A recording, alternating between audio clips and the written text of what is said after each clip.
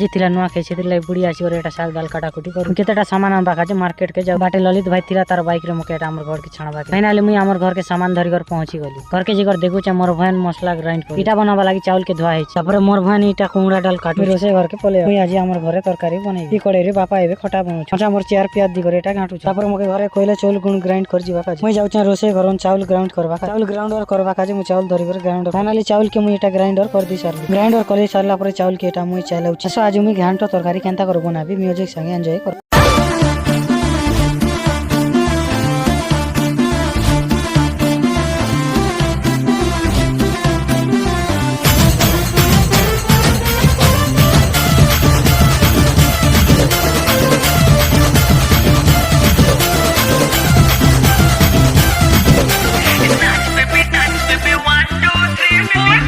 तरकारी बनाई दे सारला परे जगन्नाथ मंदिर के भोग आनबा काजे